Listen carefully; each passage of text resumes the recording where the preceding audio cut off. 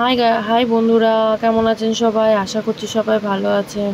আজকে রেসিপি হচ্ছে দই কাতলা। চলুন দেখা যাক দই কাতলার রেসিপি। প্রথমে কড়াইয়ে তেল দিয়ে নিয়ে মাছগুলো ছেড়ে দিয়েছি ভাজার জন্য। মাছগুলো ভালোভাবে লাল লাল করে ভেজে নিতে হবে, বেশি ভাজবো না, হালকা করে ভেজে নেব।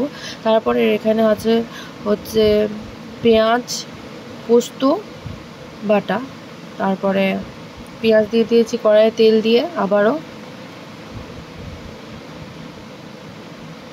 তার মধ্যে আবার দিয়ে দিচ্ছি পোস্ত আর পেঁয়াজ যে বাটায় রেখে দিয়েছিলাম পেস্টটা, ওটা দিয়ে দিয়েছি।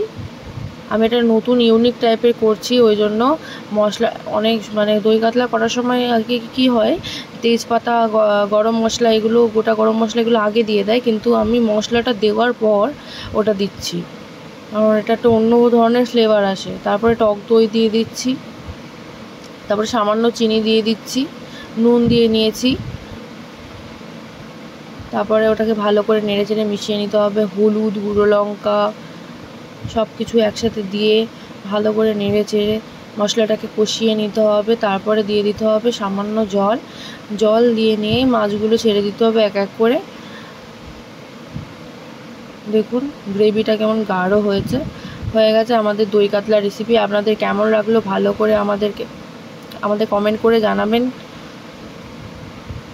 এখানে কিছু বলো না, এখানে বলতে